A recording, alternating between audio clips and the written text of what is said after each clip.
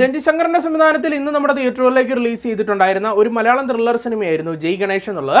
ഉണ്ണി മുകുന്ദൻ അതുപോലെ തന്നെ മഹിമ നമ്പ്യാർ തുടങ്ങിയവർ കേന്ദ്ര കഥാപാത്രങ്ങളായിട്ട് എത്തിയിട്ടുണ്ടായിരുന്ന ഈ ഒരു സിനിമയുടെ കഥ എന്താണെന്ന് ചോദിച്ചു കഴിഞ്ഞാൽ നമുക്ക് അങ്ങോട്ട് കാര്യമായിട്ട് പറയാൻ പറ്റില്ല. കാരണം 2 മണിക്കൂറാണ് സിനിമയുടെ ദൈർഘ്യം എന്നുള്ളത്. അപ്പോൾ ഇതിനുള്ളിൽ മെയിനായിട്ടൊരു ഇൻസിഡൻറ്റിൽ നിന്നുമാണ് സിനിമയുടെ കഥ ആരംഭിക്കുന്നത്. ആ ഒരു ഇൻസിഡൻറ്റ് എന്നുള്ളത് അരമണിക്കൂറിനൊക്കെ ശേഷമാണ്.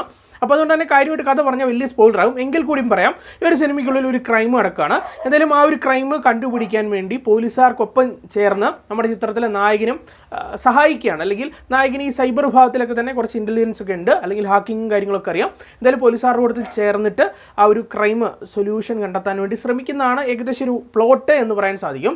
സിനിമ എങ്ങനെയുണ്ടെന്ന് ചോദിച്ചു കഴിഞ്ഞാൽ എനിക്ക് പേഴ്സണലി ഒരു ആവറേജ് എക്സ്പീരിയൻസ് മാത്രം നൽകിയിട്ടുള്ള ഒരു സിനിമയാണ് എന്നുള്ളത് തന്നെയാണ് ജയ് ഗണേഷിനെ പറ്റിയുള്ള അഭിപ്രായം.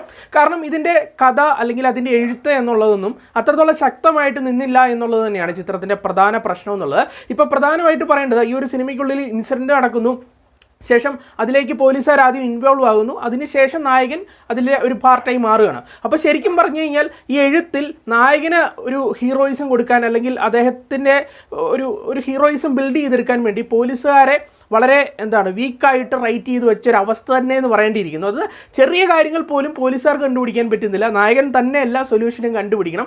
അത്തരത്തിലുള്ളൊരു എഴുത്ത് നിങ്ങൾക്ക് ചിന്തിക്കാൻ പറ്റും. നായകനെ ബൂസ്റ്റ് ചെയ്യിപ്പിക്കാൻ വേണ്ടി പോലീസുകാർക്കൊന്നും ചെയ്യല്ല, നായകൻ തന്നെ എല്ലാം ഇങ്ങനെ ഫൈൻഡ് ചെയ്ത് പോകണമെന്നുള്ള രീതിയിലുള്ള ആ ഒരു എഴുത്ത് എന്നുള്ളത് തന്നെയാണ് ചിത്രത്തിൻ്റെ ആദ്യത്തെ ഒരു ഡ്രോബാക്ക് എന്നുള്ളത്. നമുക്ക് ചിന്തിച്ച് കഴിഞ്ഞാൽ തന്നെ അറിയാം, ഇപ്പം എന്നാ ഒരു ഹാക്കറാണെന്ന് പറഞ്ഞു കഴിഞ്ഞാലും ഇപ്പോൾ ചിലപ്പോൾ പോലീസുകാരെക്കാളും ഇൻ്റലിജൻ്റ് ആയിട്ടുള്ള കഥാനായകനായിരിക്കും. എങ്കിൽ കൂടിയും ചെറിയ കാര്യങ്ങൾ പോലും ഒരു സൊല്യൂഷൻ കണ്ടെത്താൻ വേണ്ടി പറ്റാത്ത പോലീസുകാരെന്ന് പറയുമ്പോൾ അത് അംഗീകരിക്കാൻ പറ്റാത്ത കാര്യമാണ്. അത് തന്നെയായിരുന്നു ഡ്രോബാക്ക് എന്നുള്ളത്. എഴുത്തിൽ ഒരു ശക്തത ഫീൽ ചെയ്യുന്നില്ലായിരുന്നു എന്നുള്ളതാണ് വസ്തുത. കൂടാതെ സിനിമയ്ക്കുള്ളിൽ ഒരു ഇമോഷനൊക്കെ ബിൽഡ് ചെയ്യാൻ വേണ്ടി ശ്രമിക്കുന്നുണ്ട്. ഇപ്പോൾ ഒരു അച്ഛൻ മകൾ ബന്ധമൊക്കെ ആയിട്ട് അതൊന്നും തന്നെ യാതൊരു വിധത്തിലും പ്രേക്ഷകർക്ക് കണക്റ്റ് ആകുന്നില്ല എന്നുള്ളതാണ് വസ്തുത. പിന്നെ ടെക്നിക്കൽ സൈഡിലേക്ക് എത്തുമ്പോഴും അങ്ങനെ മാരകമായിട്ടുള്ള ഒരു ബ്രില്യൻസ് ടെക്നിക്കൽ സൈഡിലുണ്ട് എന്ന് പറയാൻ സാധിക്കില്ല.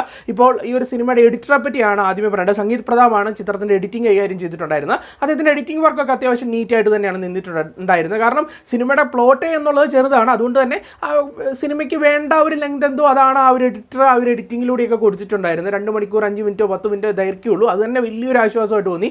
പിന്നെയും സിനിമയുടെ ആ ഒരു മ്യൂസിക് വർക്ക്, ശങ്കർ ശർമ്മയാണ് മ്യൂസിക് കൈകാര്യം ചെയ്തിട്ടുണ്ടായിരുന്നത്. അതുപോലെ തന്നെ സെൽവരാജ് ചന്ദ്രു, അദ്ദേഹമാണ് ചിത്രത്തിൻ്റെ ഛായാഗ്രഹണം കൈകാര്യം ചെയ്തിട്ടുണ്ടായിരുന്നത്. ഇതൊക്കെ തന്നെ ജസ്റ്റ് ഒരു ഓക്കെ ഫീലാണ്. ഇതിൽ എസ്പെഷ്യലി പറയേണ്ടത് മ്യൂസിക് വർക്കൊക്കെ തന്നെ പലപ്പോഴും വളരെ ഡൗൺ ആയിട്ട് നിൽക്കുന്ന പോലെ തന്നെയാണ്, അല്ലെങ്കിൽ BGM സ്കോറും കാര്യങ്ങളൊക്കെ വളരെ ഡൗൺ ആയിട്ട് നിൽക്കുന്ന പോലെയാണ് പേഴ്സണലി എനിക്ക് തോന്നിയിട്ടുണ്ടായിരുന്നത്. എങ്കിൽ കൂടി ഈ ഒരു സിനിമ കാണണോ വേണ്ടോ എന്ന് ചോദിച്ചു കഴിഞ്ഞാൽ ഈ ഒരു സിനിമയ്ക്കുള്ളിൽ പ്രകടനങ്ങൾ വെച്ച് നോക്കിക്കഴിയുമ്പോഴത്തേക്കും ഉണ്ണി മുകുന്ദൻ എന്ന് പറയുന്ന നടൻ ഒരുപാട് ഹാർഡ് വർക്ക് ചെയ്തിട്ടുണ്ട്. ഇദ്ദേഹം ഒരു ഹാൻഡിക്യാപ്റ്റഡ് ആയിട്ടുള്ള, അല്ലെങ്കിൽ അരയ്ക്ക് താഴോട്ട് തളർന്ന ഒരു വ്യക്തിയായിട്ടാണ് ഇതിൽ വരുന്നത്. അദ്ദേഹത്തിൻ്റെ ഒരു നല്ല രീതിയിലുള്ള പെർഫോമൻസ് എനിക്ക് ഇതിൽ കാണാൻ സാധിക്കും. കൂടാതെ സിനിമയുടെ ഒരു ക്ലൈമാക്സോട് എടുക്കുമ്പോഴത്തേക്കും കുറച്ച് ത്രില്ലിംഗ് മൊമെൻറ്റ്സ് സിനിമ നൽകുന്നുണ്ട്. അത് ഈ ക്രൈം സൊല്യൂഷൻ കണ്ടെത്താൻ വേണ്ടി ഇങ്ങനെ ശ്രമിച്ച് പോകുമ്പോഴത്തേക്കും കുറച്ച് കോംപ്ലിക്കേറ്റഡ് ആയിട്ടുള്ള വിഷയങ്ങളിലേക്കൊക്കെ, അല്ലെങ്കിൽ കോംപ്ലിക്കേറ്റഡ് ആയിട്ടുള്ള ഒരു സിറ്റുവേഷനൊക്കെ ക്രിയേറ്റ് ചെയ്ത് കുറച്ച് പ്രേക്ഷകരെ കുറച്ച് ത്രില്ല് അടുപ്പിക്കുന്നുണ്ട് എന്നുള്ളതാണ് വസ്തുത. എങ്കിലും എൻ്റെ ഒരു ടോട്ടാലിറ്റിയിലുള്ള ഒരു അഭിപ്രായമാണ് ഞാൻ പറഞ്ഞത്. എന്നിരുന്നാൽ കൂടി നിങ്ങളൊന്ന് ട്രൈ ചെയ്ത് നോക്കുക. എൻ്റെ ഒരു അഭിപ്രായത്തിൽ വലിയ മാരകമൊന്നും പറയാൻ സാധിക്കില്ല, എന്നാൽ തീർത്തും അങ്ങ് മോശമാണെന്നും പറയാൻ സാധിക്കാത്ത, ഇതിനൊക്കെ മധ്യത്തിലുള്ള ഒരു ആവറേജിനടുത്തുള്ള, വേണമെങ്കിൽ ഒരു 1 ടൈം വാച്ചബിൾ എന്നൊക്കെ പറയാൻ സാധിക്കുന്ന തരത്തിലുള്ള സിനിമയായിട്ടാണ് എനിക്ക് തോന്നിയിട്ടുള്ളത്. ഒരു പക്ഷേ ആദ്യം ആവേശമാണ് കണ്ടത്, അപ്പോൾ അതിൻ്റെ ഹാങ് ഓവറൊന്നും വിടാതെ കണ്ടോടാണെന്ന് എനിക്കറിയില്ല. നിങ്ങൾ തന്നെ ട്രൈ ചെയ്ത് നോക്കുക. ഫാമിലിയൊക്കെ ആയിട്ട് കാണാൻ സാധിക്കുന്ന ഒരു സിനിമയാണ്. യാതൊരു വിധത്തിലുള്ള സെക്ഷൽ കണ്ടൻറ്റോ വയലൻസോ ഒന്നും തന്നെയുള്ള സിനിമയല്ല. എന്തായാലും ട്രൈ ചെയ്ത് നോക്കുക. എന്നെ സംബന്ധിച്ചിടത്തോളം ഞാൻ പറഞ്ഞല്ലോ, എനിക്കൊരു 1 ടൈം വാച്ചബിൾ എന്ന് പറയാൻ സാധിക്കും. സോ ഒരു 6 ഔട്ട് ഓഫ് 10 ആണ് നൽകുന്നത്.